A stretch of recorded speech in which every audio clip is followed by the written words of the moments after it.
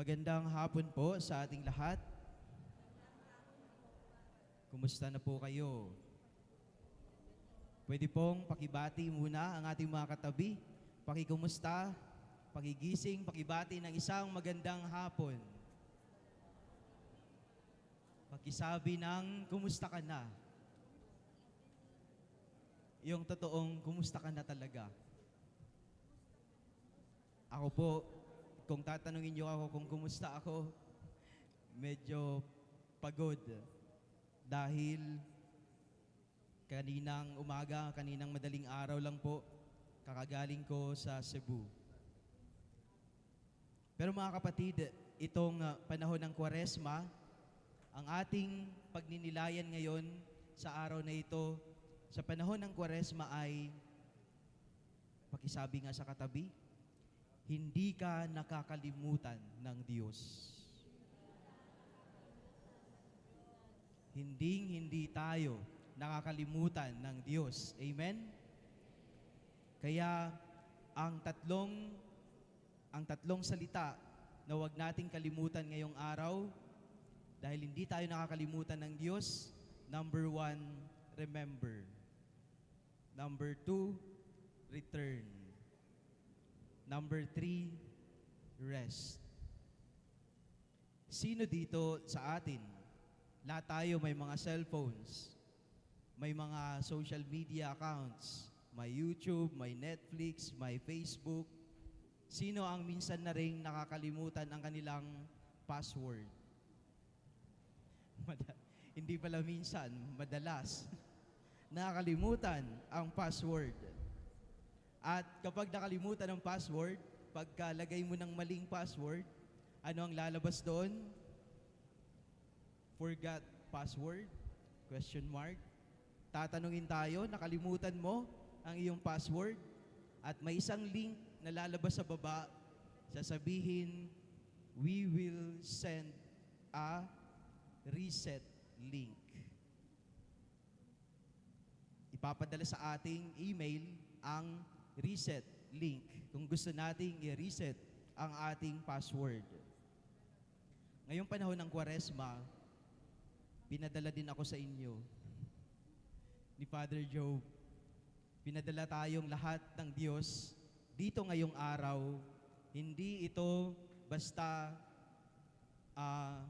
may rason ang Diyos kung bakit nandito tayo ngayon. Bawat isa, may rason ng Diyos kung bakit yan ang katabi mo ngayon. May rason ng Diyos kung bakit kailangan kong umuwi ngayon dito sa Luzon para magmisa sa inyo. May rason ng Diyos. Pinapadala ng Diyos ang bawat isa sa atin to reset ourselves. Amen? Ang panahon ng Kwaresma ay parang ganun din po. Minsan, we forgot our passwords. Ito ay isang pagkalimot ng password moment ng kaluluwa ng isang Kristiyano na nakalimutan ang Diyos. Kaya ini-insert ng simbahan ang panahon ng Kwaresma para may pagkakataon tayo habang buhay pa tayo na mag-reset sa ating buhay. Amen? Kapag nalimutan na natin kung sino tayo sa Diyos, dahil nalimutan na natin ang kabutihan, panalangin, pagmamahal, ibinibigay ng Diyos sa atin ang season of Lent para mag-reset. Ito ang problema ng modernong mundo. Isang mundo na puno ng koneksyon, Wi-Fi connection, internet, chat, video calls. Mabilis mo lang gawin ang mga bagay na to. Pero sa kabilang banda, ironically, maraming tao ang disconnected sa Diyos. We are so connected among each other, but are we really, truly connected? Paano na lang ang ating connection sa Diyos? So ito yung moment of Lent, the Lenten season. Maraming mga kabataan, nandito ang mga kabataan ngayon. Parang konti lang. Nasa na ating mga kabataan? Young ones. Ang mga nandito, mga ones young lang. Sa mga kabataan po kasi, may mga influencers. May 10K, 20K followers, mga influencers. Pero ang totoo, totoong influence, ano ba talaga ang totoong influence? Ano ba talaga ang impact na naidudulot sa buhay natin nito? Maraming followers sa social media, pero hindi totoong kaibigan sa totoong buhay. Maraming mga trolls sa social media, pero pag tawagin naman na mag-rally, wala na sila. Dahil hindi totoong taong may connection. Very fleeting connections. Walang inner peace. Kaya marami sa kapamilya, marami sa atin, bawat pamilya natin sa bahay, magkakatabi na sa mesa, magkasamang kumain, pero lahat nakatitig sa cellphone. Nasaan ang connection? Ang Kwaresma po ay spiritual reset. Kapag naghang na ang cellphones, ano ang ginagawa natin? Kapag hindi gumagana ang cellphone, hindi alam ng mga nanay ito. Wala kasi yung mga kabataan dito. Kapag naghang ang cellphone, dapat ang ginagawa ay hanapin ang reset button. I-restart. Kahit computer, kahit cellphone. Hanapin ang restart button. Ang Kwaresma ay parang sinabi ng Diyos sa atin na i-restart muna natin ang ating puso. Amen? I-restart muna natin ang ating puso, hindi para parusahan ka, kundi para ibalik ka sa buhay na totoo. Pakisabi nga sa katabi, restart, reset, i-reset mo na ang puso mo. May isang maliit na bata na nawala sa SM Caloocan. Ang liit na nga ng SM, no? Nawala pa. Pero habang nawala siya, iyak ng iyak, pumunta sa guard at nilapitan ng guard, tinatanong kung nasaan ang mama mo? Sinong kasama mo? Nasaan ang mama mo? Sabi niya, hindi ko alam. Iyak ng iyak ang bata. Pero sabi ng bata, hindi ko po alam, pero alam kong hahanapin ako ng nanay ko. Alam kong hahanapin ako ng nanay ko. Napakaganda ng sagot ng bata. Dahil hindi niya alam kung nasaan yung nanay niya, pero sigurado siya sa isang bagay. Hahanapin at hahanapin siya ng kanyang nanay. Mga kapatid, ganyan din tayo sa ating relasyon sa Diyos. Maraming tao ang nawawala sa buhay, nawawala sa pananampalataya, nawawala ang moralidad, nawawala sa direksyon sa buhay. Ang pinakamalaking takot ng tao ngayon ay ang makalimutan. Amen? Sino ang kakaiyak lang kanina dahil hindi na nag-chat sa kanya? Sino ang may tampo ngayon dahil hindi ka na pinapansin? Ayaw ng tao na nakalimutan siya. Ayaw ng tao na nakakalimutan siya. Sabi ng mga Gen Z, kala ko kasi talaga may mga kabataan dito, sabi ng mga Gen Z ngayon, may term sila ngayon FOMO. Ano ibig sabihin nun? The fear of missing out. May mga sepangs, may mga separation anxiety. Ang bilis magtampo, ang bilis bumigay sa buhay dahil akala nila nakakalimutan na sila. Bakit ko ito sinabi? Dahil sa ating unang pagbasa kanina, sabi sa ating ng ating lector, binasa niya mula sa aklat ni Propeta Isaías. May napakagandang tanong doon. Sinabi sa huling bahagi ng pagbasa, Malilimutan ba ng ina ang anak na kanyang dinadala sa sinapupunan? Malilimutan ba ng ina ang anak na galing sa kanya? Dito po galing yun sa ating unang pagbasa, ang kantang Hindi Kita Malilimutan. At may napakaganda ring sagot ang Diyos sa ating unang pagbasa. Alam niyo po kung anong sagot niya?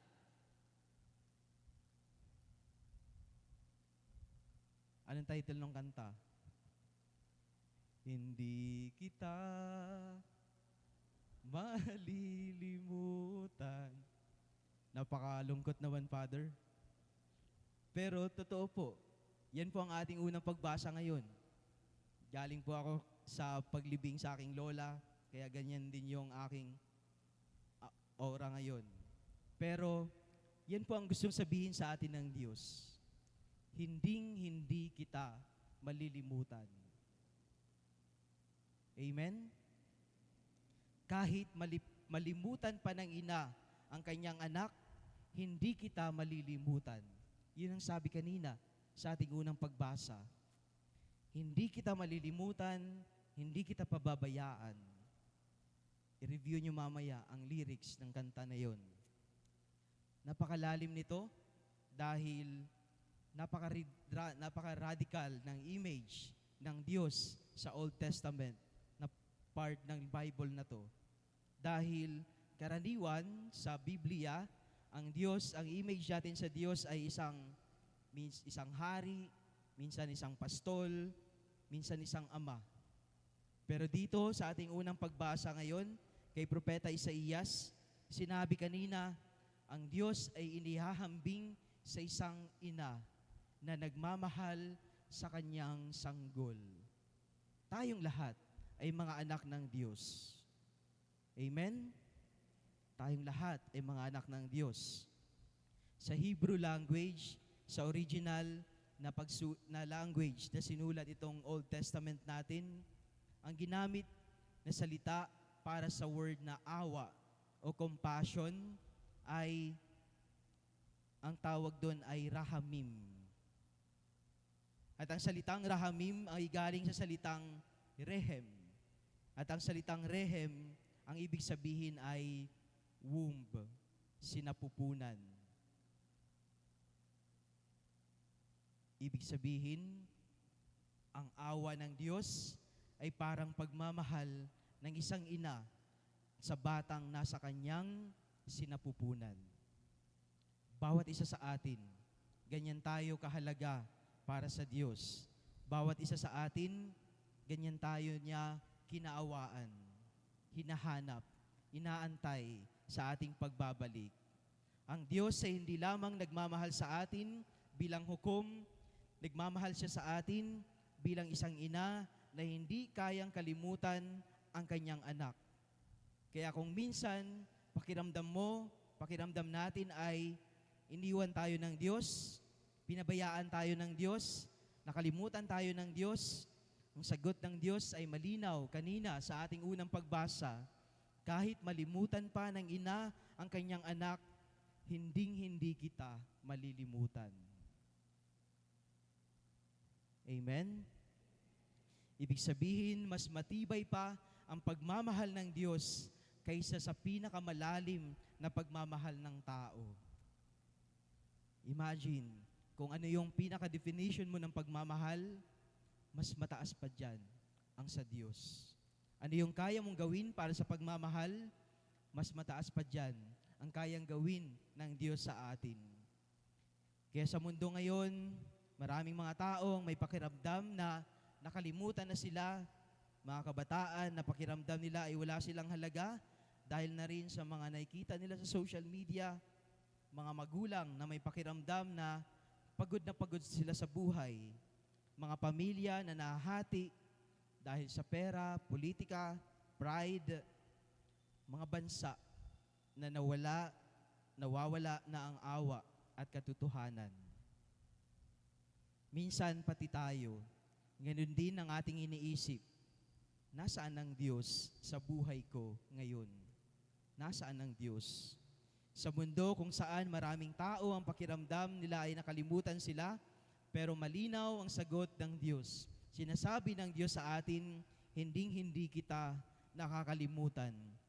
Ikaw at ako ay hindi invisible sa Diyos. Hindi ka lang background character sa plano ng Diyos. Hindi ka aksidente sa mundo. Ikaw at ako ay mahalaga sa Diyos.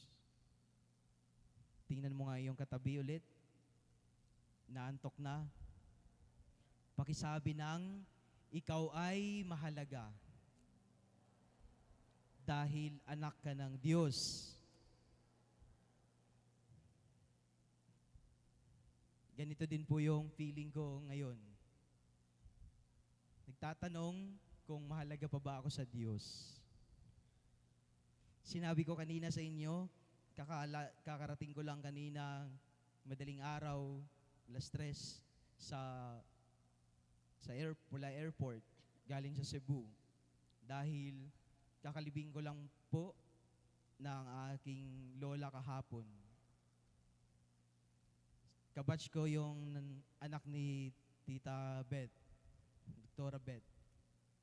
7 buwan pa lang po kaming pari. Pero sa 7 buwan na yon, ang experience ko po ay 3 na sa aking mahal sa buhay ang lumisan. Pagkatapos ng ordination, wala pang 1 buwan, namatay yung isang kapatid. Nung lindol, namatay yung isang tito. Ngayon, yung lola ko na nagturo sa akin paano magrosaryo, yung lola ko na unang nagdala sa akin sa simbahan para mag-serve, pangalawang nanay, sa kanya na ako lumaki. Pero mahirap. At ito yung mga tanong natin sa buhay minsan. Binigay ko na sa iyo lahat, Lord. Bakit ganun? Binigay ko na sa iyo lahat. Gusto kong i-offer sa iyo ang buong buhay ko. Pero bakit ganito ang nangyari?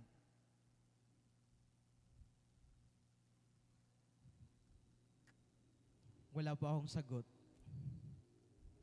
Wala pong sagot ang Panginoon.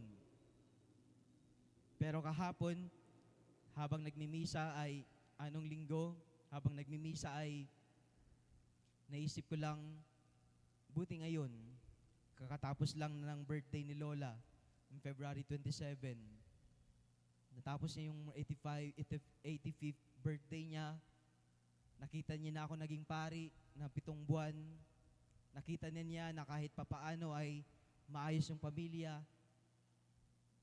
Parang mission accomplished.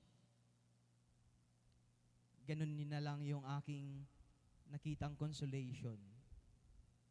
At napaka mahalaga ang salita ng Diyos sa atin ngayong araw, lalo na sa akin, dahil pinapalalahanan tayo, huwag na huwag mong kalimutan, mahalaga ka sa Diyos.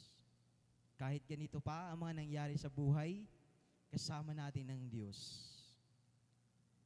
Amen? So ano yung ating unang salita? Remember. Alalahanin natin kung gaano tayo kamahal ng Diyos.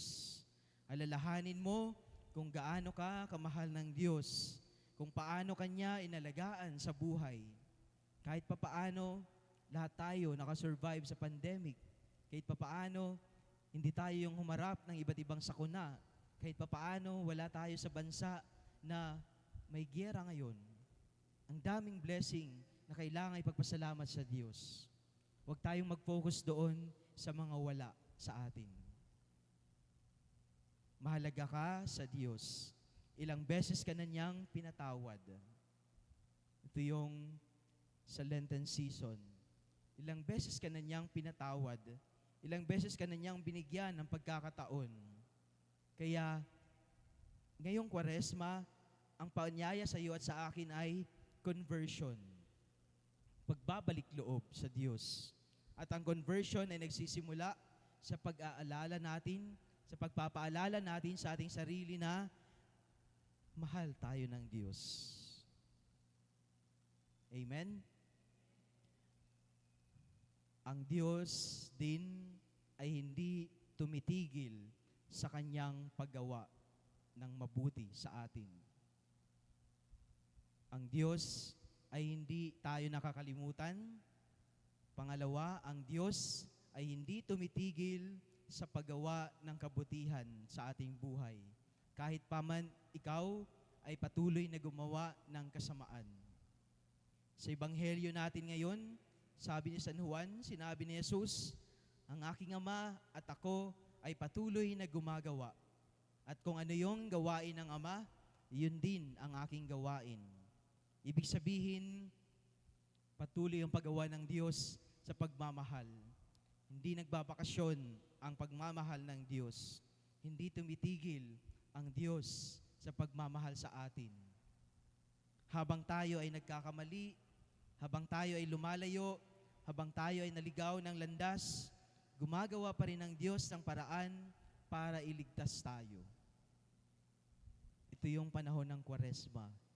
Binigyan niya pa rin tayo ng pangilang pagkakataon na para magbago. Kaya ang Diyos ay hindi napapagod maghintay sa ating pagbabalik. Amen? Para sa mga Hudyo noon, ang Diyos lamang ang may kapangyarihang magbigay ng buhay at humatol. Sabi po kasi nila, pero sinabi ni Jesus, ang anak ay nagbibigay buhay. Ang anak ay hahatol sa tao. Ang anak ay gumagawa kasama ng Ama. Mga malalim na salita. Pero ito ay isang radical na claim ni Jesus sa ating ebanghelyo ngayon. Hindi niya sinabi na siya isang propeta, hindi lang siya isang guro, kundi ipinapakita niya na siya ay isang kaisa ng Ama sa gawain ng kaligtasan.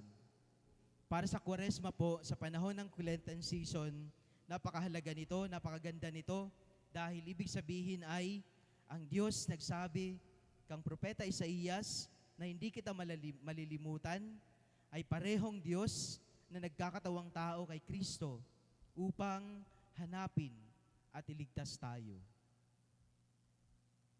Palalim na ng palalim ito. Dito nanggaling ngayon kung bakit may Biyernes Santo. Dito nanggaling ngayon ang conflict kung bakit may Holy Week. Dahil kiniklaim ni Jesus na siya ay anak ng Diyos. Ayaw ng mga Pariseo, mga eskriba yon. Dahil para sa kanila, kalapastangan ang pagsabi ni Jesus na siya ay isang anak ng Diyos. Ikinumpara niya ang kanyang sarili sa Diyos. Kaya ang hatol sa kanya ngayong Holy Week ay, ano ang sisigaw ng tao sa kanya ngayong Holy Week? Ipako sa krus, kamatayan. Dahil hindi nila tanggap yun, na si Jesus na isang tao ay totoong Diyos din. Naniniwala ang mga Hudyo na ang Diyos lang ang patuloy na gumagawa tuwing Sabbath day. Palagi nating naririnig ito sa mga ebanghelyo. Bakit ayaw nila gumawa sa araw ng pamamahinga? Dahil para sa kanila, pahinga ng tao. Huwag gumawa ang tao. Sino lang ang kayang gumawa sa araw na yon? Sino? Ang Diyos lang.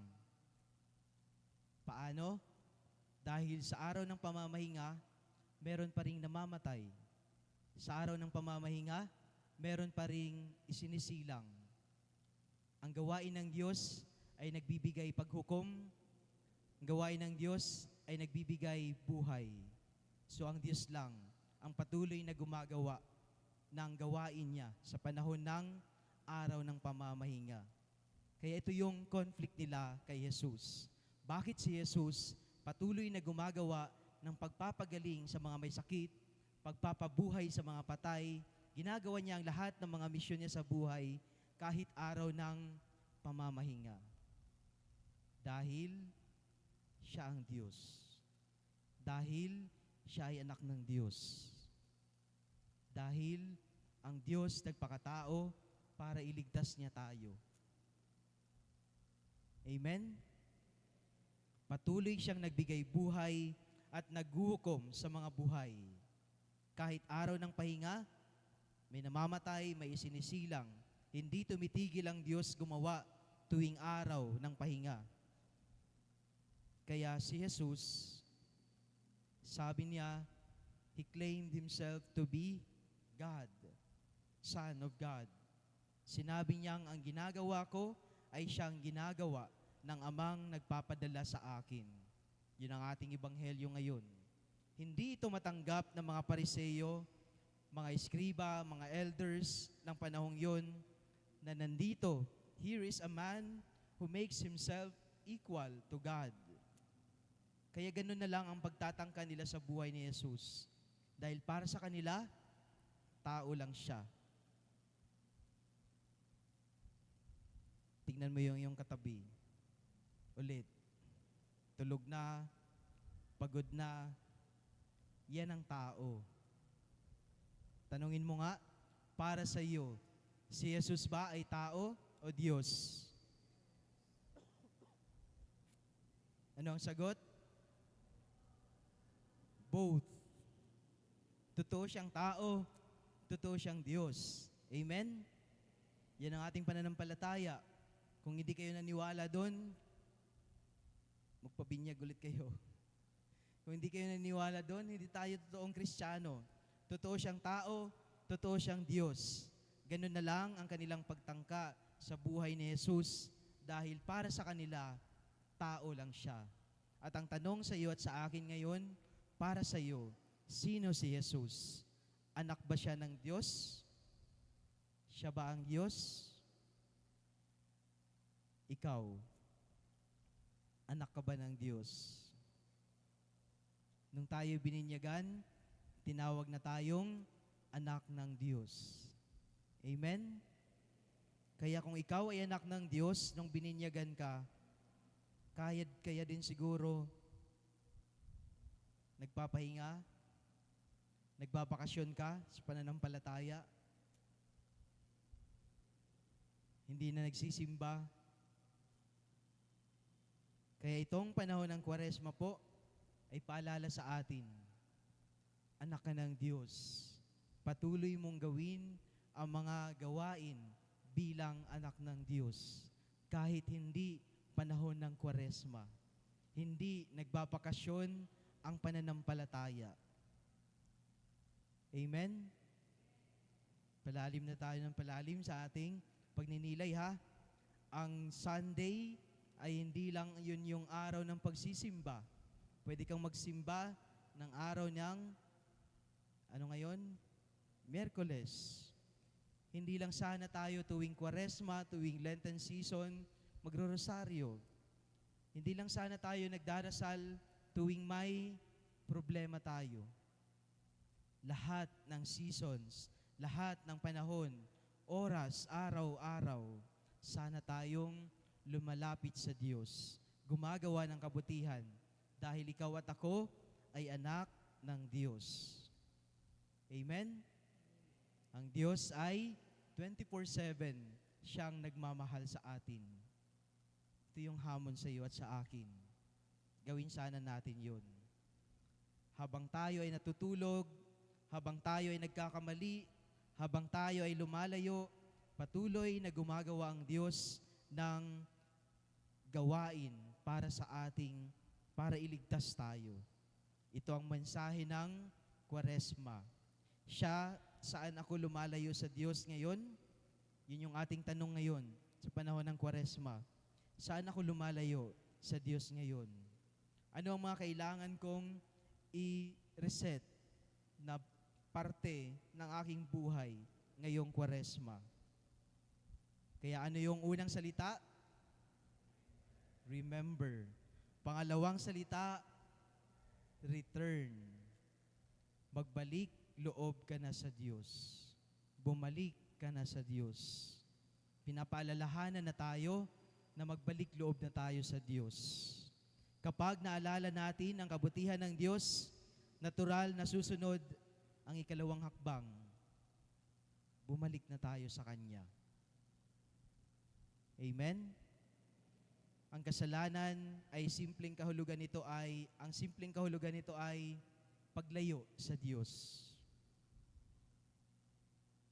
Ang conversion, pagbabalik sa Diyos.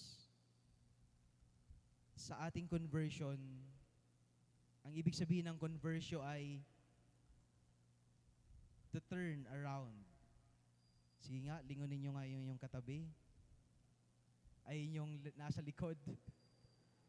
Lingunin nyo lang para magising. Habang lumilingon tayo, ganun ang kasalanan. Lumayo yung ating focus sa Diyos. Pero isang balik lang po, isang return ng ating pagtanaw, ganun ang conversion. Kahit gaano ka pa lumayo sa Diyos, isang balik lang natin, nandun na siya, nag-aantay sa atin. Amen? Sinong hindi pa nagkumpisal?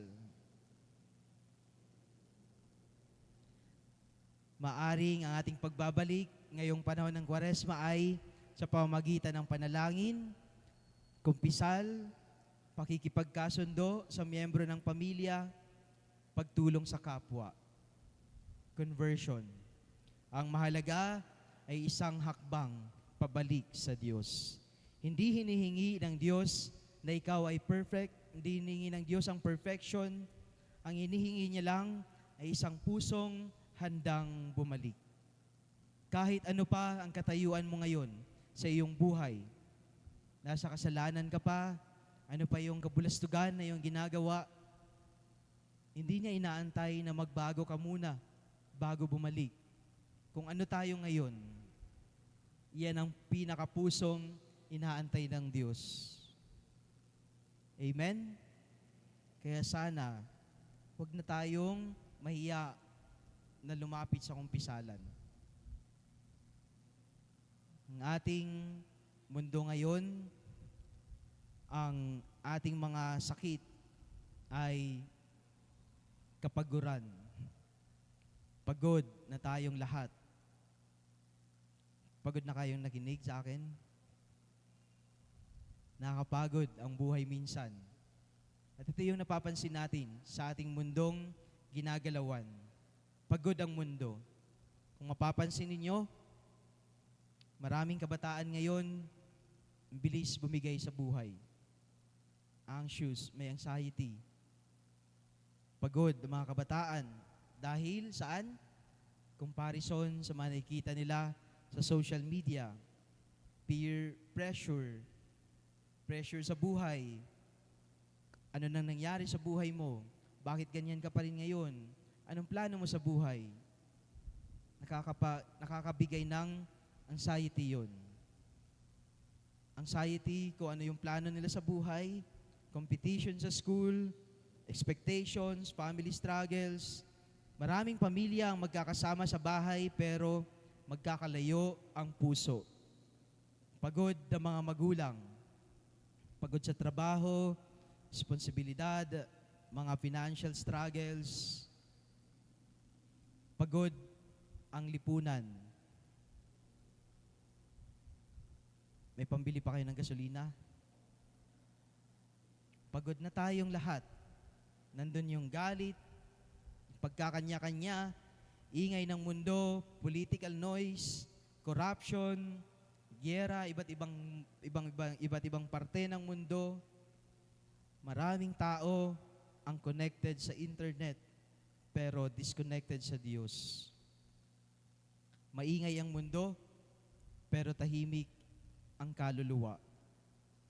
Ang Kwaresma po ay parang sinabi ng Diyos sa atin, sa pagod, sa nakakapagod ng mundo, magpahinga muna tayo. Amen? Magbalik loob na tayo sa Diyos. Magbalik loob na tayo ang ating puso sa Diyos. Ito yung pinakamensahe ng Kwaresma sa atin. Kaya ano yung unang salita? Remember. Pangalawa, ano? Return. Pangatlo, kung ikaw ay magbalik loob, magkakaroon ka ng rest, kapahingahan sa Diyos. Ang Diyos na magbibigay pahinga, ang kanyang awa ay magbibigay pahinga sa atin. Ang Diyos ay patuloy na kumikilos para sa ating ikaliligtas. Hindi niya kailangang dalhin mag-isa. Ibig sabihin nito, mensahe sa atin ngayon, ay hindi mo kailangang dalhin mag-isa ang mga bigat na baka pasanin ng buhay. Isama natin ng Diyos. Yun ang rason kung bakit ang ating mga struggles, ang ating mga paghihirap ay matatawag nating sakripisyo dahil sinasama mo sa paghihirap ni Kristo sa krus. Amen? Ang panyaya ng Diyos sa atin, rest in Him. Magpahinga sa Kanyang awa, magpahinga sa Kanyang pagmamahal, magpahinga sa Kanyang presensya.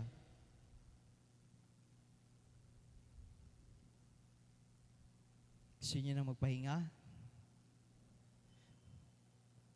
Inahabol ko yung 30 minutes daw kasi. Kaya, tinitingnan ko. Kung hanggang wala kasing orasan, di ko makita. Ilang minutes pa. Ngayong Kwaresma, tanungin natin ang ating sarili, anong kailangan kong i-reset sa buhay? Pride, anger, addictions, distractions, saan ako lumalayo sa Diyos? At kapag lumayo ka, paano ako babalik? Binibigyan na tayo ng pagkakataon ngayon. Pinapaalalahanan na tayo na hindi mo kailangang maging perfect. Ang hinihingi lang ng Diyos ay isang hakbang pabalik. So mga kapatid, lalahanin ulit natin, hindi ka nakakalimutan ng Diyos. Kahit na ikaw ay nagkamali, kahit na ikaw ay naligaw, kahit ikaw ay nahirapan, ang Diyos ay parang ina na naghihintay palagi sa pintuan sa ating pagbabalik. Hindi para sabihin na saan ka galing, kundi sabihin na mabuti at bumalik ka na. Ito yung mensahe ng Kwaresma. Ito yung Lenten season. Ang pagbabalik ng mga anak ng Diyos sa Kanyang sinapupunan, sa Kanyang sarili. Kaya tandaan natin ito ngayong Kwaresma. Ang Diyos ay hindi napapagod magmahal sa atin. Minsan, madalas ang tao lang ang napagod bumalik. Pero ang Diyos, hindi napapagod, nag-aantay para mahalin tayo. Kung may galit sa puso, bitawan na. Kung may sugat sa pamilya, magpatawad na. Kung matagal nang malayo sa Diyos ang ating sarili, magbalik loob na.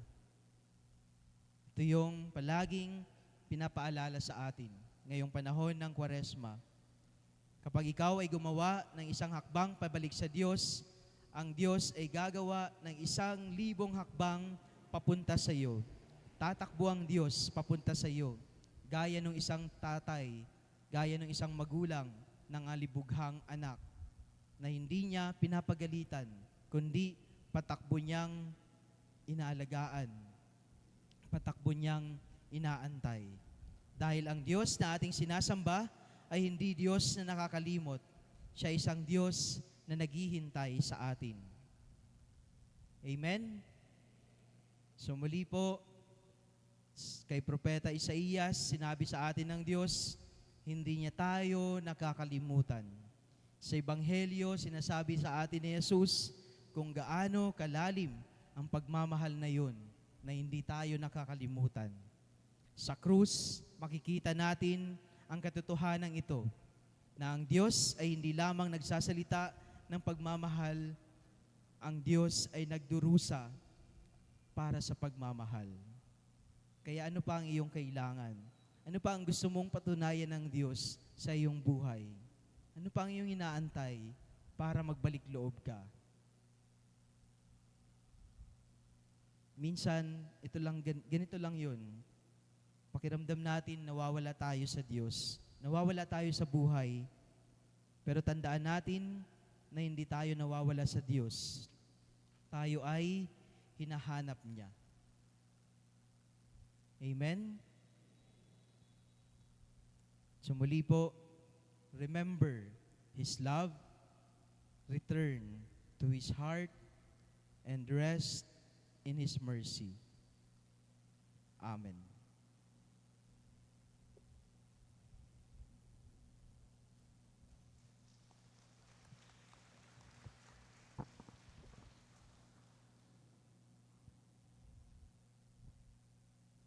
Magsitayo po tayong lahat. Habang inilalapit natin ang ating mga kahilingan sa dambana ng Diyos, hingin natin ng lakas at pananampalataya upang makasunod sa Kanyang kalooban. Sa bawat kahilingan ang atin po itutugon, Panginoon, dinggin mo ang aming panalangin. Panginoon, dinggin mo ang aming panalangin.